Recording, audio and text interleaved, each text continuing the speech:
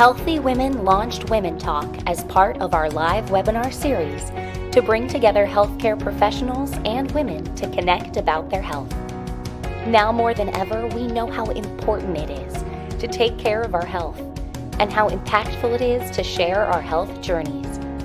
We are proud to present current and up-to-date information brought directly to you from guests who are top healthcare providers, researchers, experts, and leading professionals in their fields.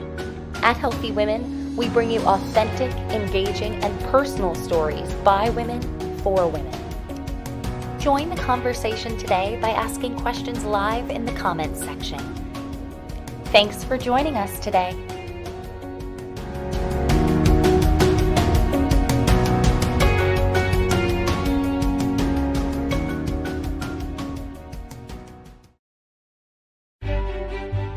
Founded in 1988, Healthy Women is the nation's leading independent nonprofit health information source for women.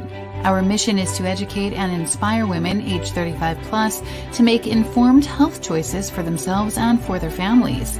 Our website provides objective, research-based health information reviewed by medical experts. And for more than 30 years, millions of women, healthcare professionals, nonprofit and corporate partners, and the media have come to us for answers. To learn more, visit healthywomen.org. Hello and welcome to Women Talk. I'm Dr. Donica Moore, and I am delighted to be guest hosting another episode of my favorite show. This week, we'll be sharing the unique journeys and needs of some persons with disabilities. We'll be discussing how you can be the best ally and advocate for yourself or friends and families with various abilities. This is a conversation that's close to my heart. During major spinal surgery 9 years ago, several of the nerves to my right leg were damaged, leaving me with limited sensation, unable to activate several of my muscles, and unable to walk without a cane or a walker. I'm committed not to let my disability or inability to walk properly keep me from moving forward and inspiring other women. On this episode, we're also so excited to welcome Donna Hopkins. She's a sports television personality, a co-host and reporter on Tony McGee Pro Football Plus on Mid-Atlantic Sportsnet. She's also the author of a great book, Getting to the Other Side of Victory. She's founder and CEO of a nonprofit, Hopkins Breast Cancer Inc., an inspirational and motivational speaker, and a 2-time breast cancer survivor, as well as an amputee. Welcome, Donna. We are thrilled to have you. Hi, Donica. Nice to be here today. Great seeing you. Now, of course, I want everybody to read your book. But for those who haven't in our audience, can you just give us a quick summary of your medical journey up to this point? Yeah, it's been a journey. Let me just say that, having breast cancer twice in 1997 and 98, I thought that, 1997 and 1999, 2 years apart. And I thought that was more than enough of going through anything. And then in 2010, I call it an unforeseeable medical disaster in going into the hospital for uterus fibroid tumors and ended up being in the hospital for what was supposed to be 5 days, ended up 2.5 months, 6 surgery later, and almost losing my life. But I lost part of my left leg, amputated below the knee. And, when I think about all those challenges of the breast cancer and the amputation of the leg and being an athlete, being a person that lives a active life, it was pretty devastating, more so than going through the cancer, because nobody wants to hear those words, you have breast cancer. But losing a limb and in a, as I say, an unforeseeable situation that happened, that was pretty devastating and challenging to get through it. But I tell people that I'm the most competitive person ever. So I didn't let that stop me from living and moving forward in life. And the book was birthed out of going through the 2010 situation because it was written for me, myself first, to get me to the other side of what I went through. The short version of all of that. Well, I love what you said to me in the past about how you walked into the hospital and then weren't able to walk out. Or you walked in with 2 legs and were not able to walk out. But tell us how you then went from that to getting back into sports and athletics. Yeah, I've been in sports for all of my life. Competed in basketball, went to college on a basketball and track scholarship. So sports was what helped me to get to the other side of what I went through, because I knew that. I knew sports. And if you understand anything about sports and being an athlete, nobody goes into a game or a situation not wanting to win in any sports that they get into it. So it's funny thing about it is Under Armour was having a competition for people that have went through breast cancer, and how sports had helped them get through whatever they had gone through. My niece had called me up and she said, "Hey, I think you should try out for this." And I actually had a day to get the letter in. And so I ended up winning that and representing them for a whole year. But it wasn't even that. It was almost like I used the sports as far as rowing. My physical therapist that helped me get through what I went through, getting back on my feet to walk again. She was the one who said, "Oh man, I think that you should get into rowing." I was like, "I don't even know how to swim, much more than get into rowing." But the athlete that I am, I said, "Oh, okay." But rowing was something that I needed at that time. That sport. It was unfamiliar. I was in an unfamiliar territory in losing my leg. And so rowing kind of like fit into that situation. So I ended up trying to make the Paralympics, because that's what my physical therapist said. She said, "I think you should try out for the Paralympics." So I ended up, that was my journey in trying to get to the Paralympics, is in rowing. And then I also went back to track and field. So rowing was something that I needed to help me to get to the other side, to stay active, to not dwell on what I had went through. So that's how I kind of like use sports to get back on my feet. Yeah, I kind of did the same thing. I'm a winner. I kind of did the same thing. I got back into swimming after a 40-year hiatus after having been a D1 college varsity swimmer. And my daughter said to me, "Mom, you should try to train for the Paralympics." So I said this to my niece, she's captain of the Cornell varsity swim team. And she's like, "No way." She goes, "Those people are fast." She was trying to say you were slow. She was trying to say that in a very nice way. But of course, that's a great segue too. Most people with disabilities are not the same, even when we have similar disabilities. So what are some of the specific hurdles you face in your daily activities, as well as in accessing medical care? Yeah, I wanted to just kind of like mention this. I missed out making the Paralympics in track and field by 0.33 seconds in the 100-yard dash, but it was a win-win. So far. Yeah, it was a win-win situation because of the people that I was able to help with trying out for the Paralympics. But the challenge is, being an amputee is a journey every day. I tell individuals that go through this, and I was able to help a young lady that had lost her leg at a young age. And I told her, and she was frustrated about, the loss of her leg and the challenges every day. And I told her that you have to remember that being an amputee is a journey every day, because I tell people, if you gain weight, you got to get tweaks. If you lose weight, you got to get tweaks. And I think the frustrating thing for me is being an athlete and an active person is that when I get out of the bed, I have to think about, I just can't put my foot on the floor, but I have to grab that prosthetic. And just walking, I was walking on the yesterday, and even walking and exercising and being active still, I have that uncomfortable pain at times. My leg get beat up quick, and I have to sometimes go back on crutches because I push myself to the limits too much. And I think the other frustrating thing is not getting the things that you need because of your insurance, because of the cost. A prosthetic, if people don't realize, is expensive. And most insurances only pay for one leg out of your lifetime unless you just break it. And I was fortunate enough to be with a prosthetic company that helps me to be able to get the equipment that I have. And then I wanted to be able to have the the resources to get everything that I need to be as close that to be as close that I was before I lost my limb. And that means being able to get the different prosthetic legs. I'm not just the average person that just want to get a leg to get up to walk, but I need one to be athletic. I need one to be training. I need my glamour leg. I've got a couple of those, and they look just like they mimic your own leg. But the insurance companies won't pay for that because they said it's cosmetic. But it's not cosmetic to a person that life has changed because of their circumstances, as far as losing a limb or whatever it might be. I think that you should be able to get everything that you need to be able to get back to the life that you led before you lost the limb. Yeah, well, I was just having this conversation with somebody yesterday about one of the hidden challenges of having any kind of disability is how expensive it is.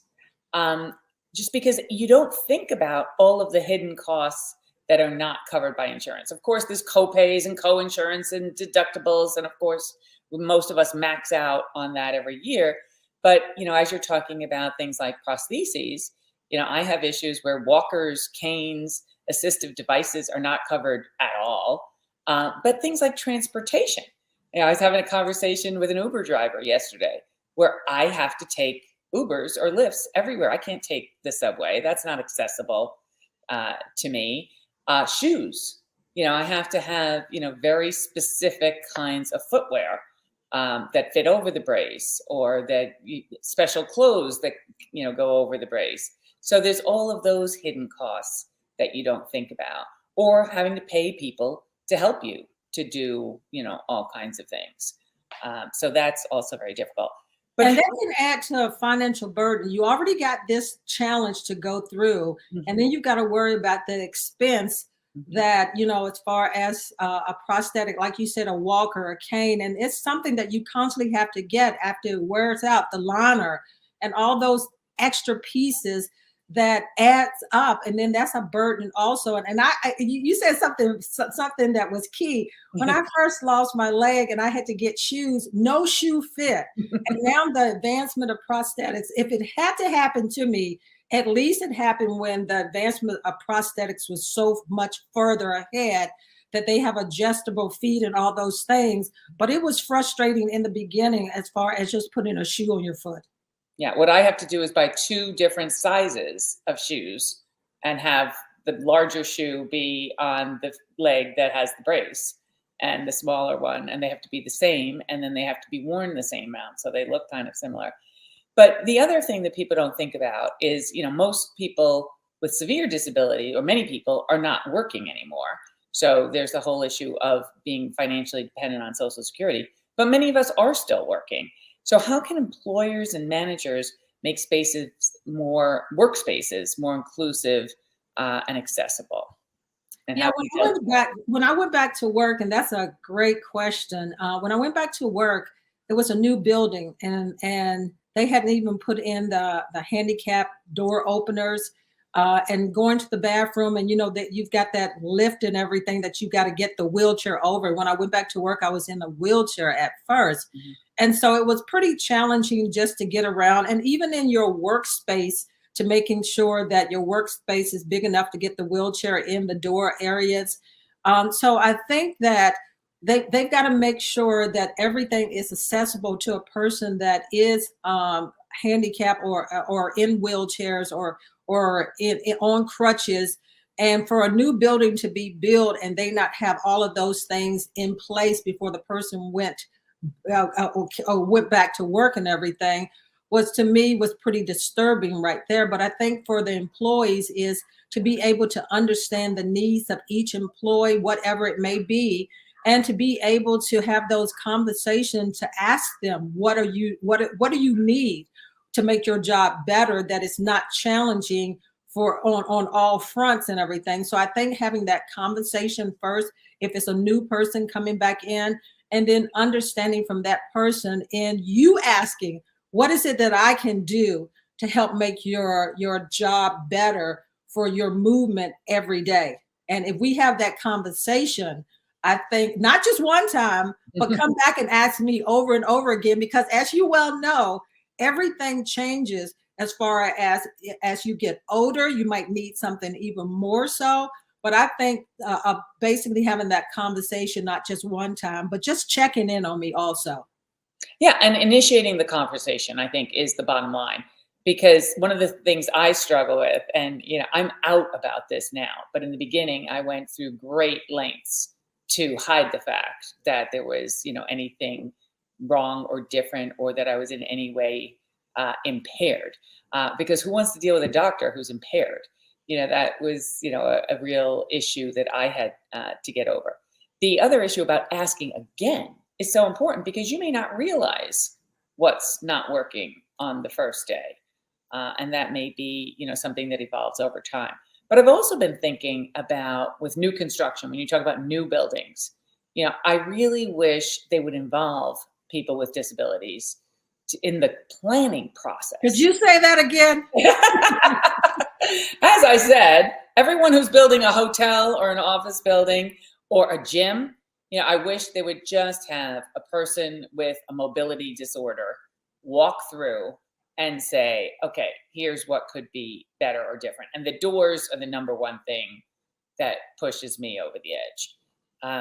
Anyway, so what's your advice to somebody who wants to be the best ally possible to someone with a disability, but just doesn't know what to do, what to say, how to act? Yeah, when I first,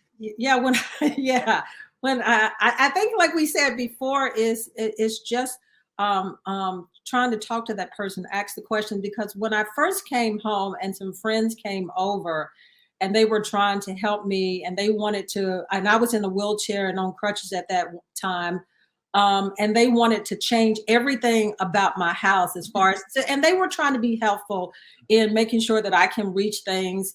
But I told them, nope, pump the brakes, because I don't want to change anything, because I'm not going to be in a wheelchair forever. Because if they knew anything about me, I was going to work myself back up to being able to walk and getting back into life. And so I think that they were trying to do the right thing to be helpful. But I think the question is, ask me first again. Ask me what it is that I need from you. And then I think it's just to be understanding. I think most people trip up sometimes because they're too afraid to ask, or they think that they're going to be asking the wrong question. And it's funny, when I was in the hospital, a friend had called me up, and he was crying about the situation and whatever. And he said, man, she ain't even crying about the situation, so why are we crying? So, and then he said something that has stuck with me. He said, I wasn't about to treat you any other way than I treated you before, because the person that you were did not change. And I think that that's what people have to understand. I may have lost a limb, but the person that Donna was in the beginning had not changed. So you didn't need to change as far as how you talk to me, how you approach me, because sometimes it can make a person that has a handicap or a disability feel worse than what they already in dealing with this and moving on. So it's just having those conversations with friends, as them just being, the same person, and understanding and asking the questions. Yeah, and I think there's two extremes, right? There's one group of people who don't know you, they're total strangers. They may want to help, but they feel awkward or uncomfortable. What I find great from strangers is when they say, may I get the door for you? Or may I help you with that? And that's wonderful. And 100% of the time I say yes, even if I don't need help, because I want to validate that. And what I especially love is when little children, go to get the door. And I always say to the parents, oh, you've raised them, properly. That's wonderful. But then there's the other group of your friends and loved ones who are eager to jump to help. But they don't want to ask you because they just want to jump right in. And many times when they're well-meaning, they don't really do the right thing. So my classic example is when I'm using a cane. Someone thinks that if I'm coming up the stairs with the cane, they can support me, and they grab the arm that's holding the cane. And then I have no support. Or they want to lift the walker, but the walker is what I'm using for stability for myself. So, and I think having a sense of humor goes a long way. You know what? I wanted to touch on that a little bit, having a sense of humor in yourself.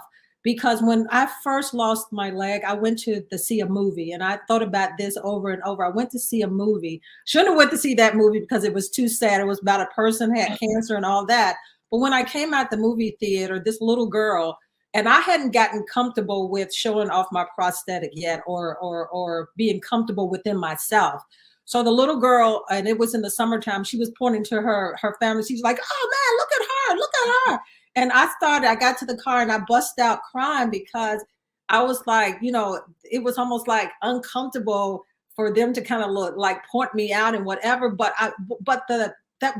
after a while, I got comfortable with that because I realized that it wasn't about what they were doing and pointing me out. And the little girl, she was just seeing something new.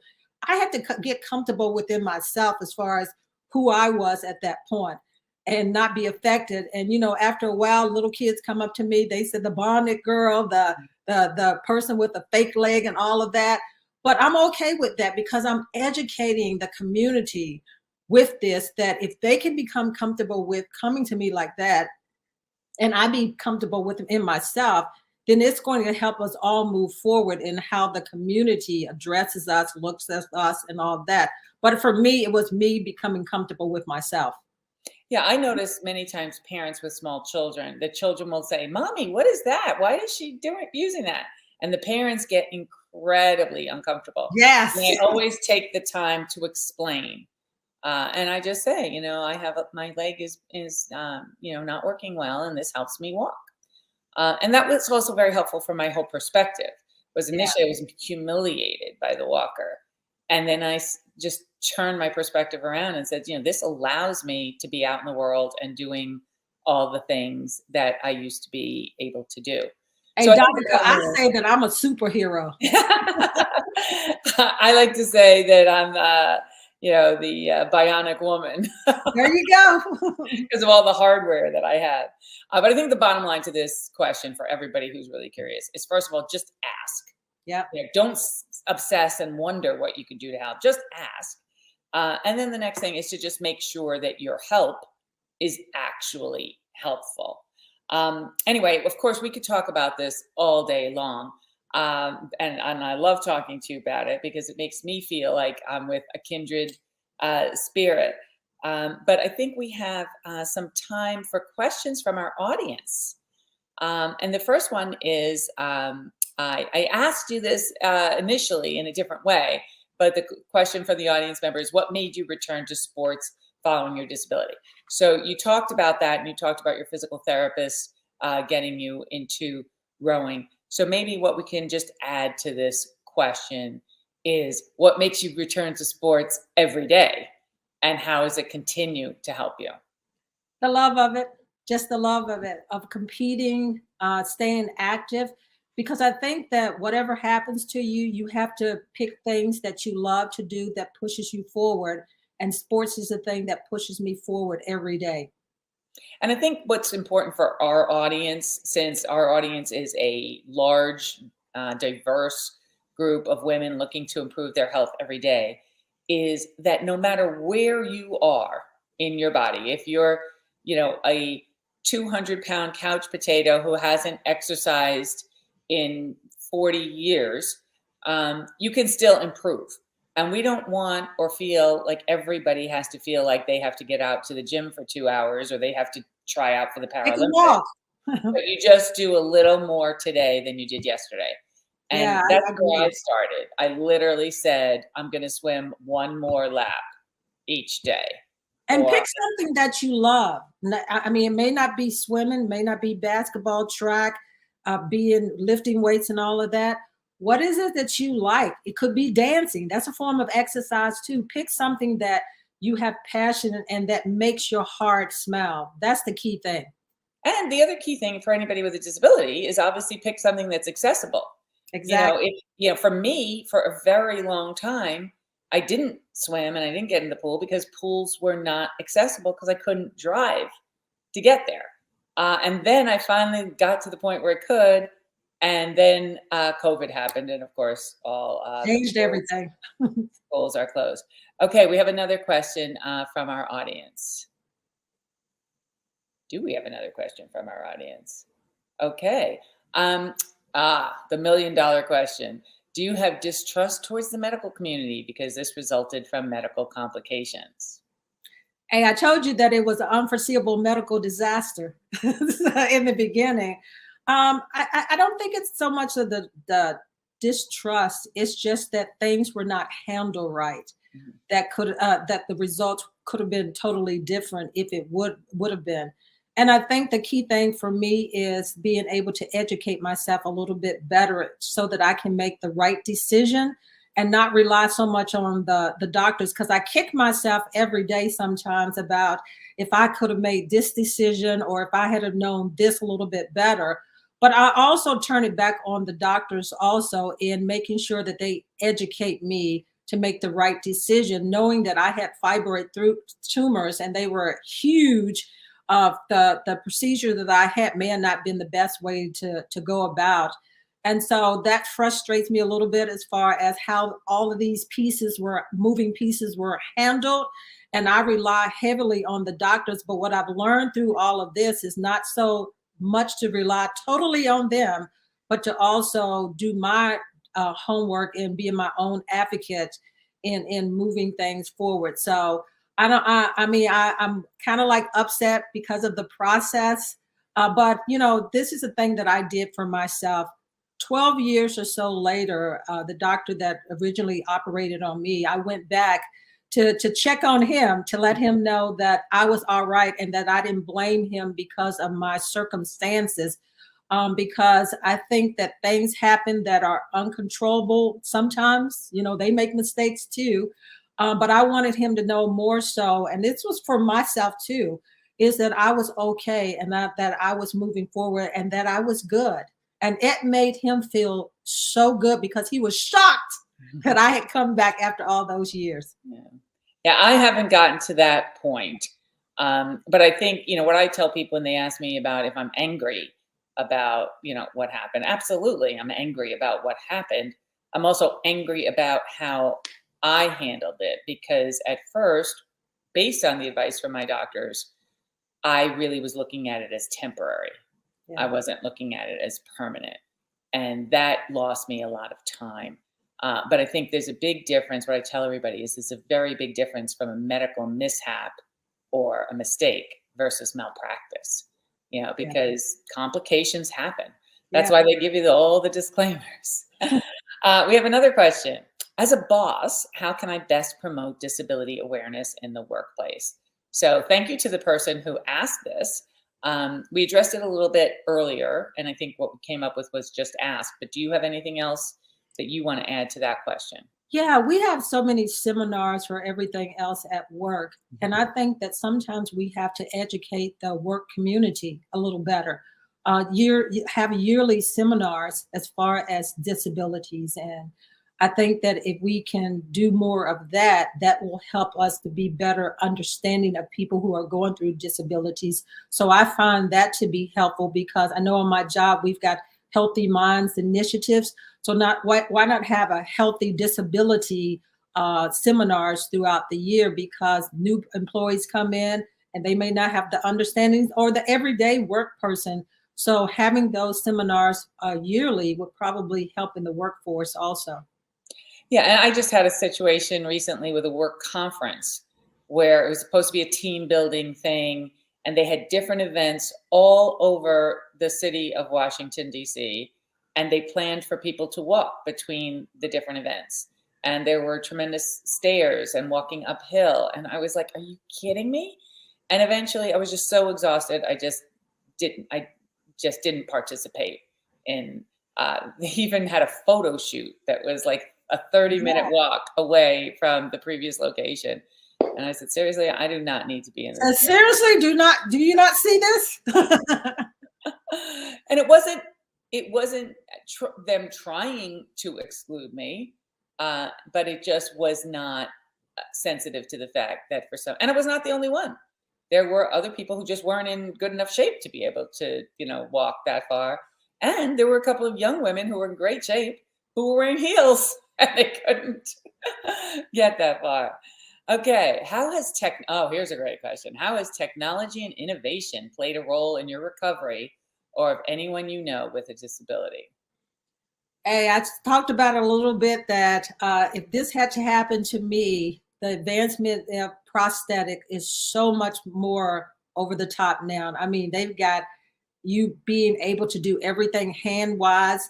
And it because I was at the filling station one day and I was pumping gas, and this Korean gentleman came over to me, and I was like, okay, you in my space. But he came over to me because he had a prosthetic too, and he was pointing to it, and it was a wooden one where he was in, from him being in war. So he didn't have the newest technology, the fibro, what they're made out of now. And I was saying to myself, gosh, again, about insurance and being able to get the things that you need to be able to, get back to normal living, as normal as possible. The advancements. I mean, if you can see the prosthetics now, then even 10 years before it happened to me, is so much better for people going through limb loss. Is the just the advancement now, and I tell my people all the time, as far as that helps me to keep moving forward, is thank you for all that you all do to help the amputee community and those other people with disabilities. And in follow up to your story, I have to say, in all sincerity, one of the things that makes my daily life so much better is the fact that I live in New Jersey and I don't have to pump gas. So that is Lucky great. you. But I have also said one of the great things that's happened to me as somebody with a disability is the pandemic, because of the COVID pandemic, so many meetings were changed to Zoom, and we relied on telecommunications and doing things remotely, which make everything so much easier for me. Anyway, I could talk to you about this all day long, and I certainly want to follow up. But for now, we have to wrap up. I want to thank you so much for sharing your insights, your passion, your motivation. I know you've inspired everyone who's listening, including me. And I want to thank our audience for tuning in and for really incorporating everything you've heard in today's session into your daily life. But most importantly, I want to encourage everyone to come back for our next episode of Women Talk. Thanks again.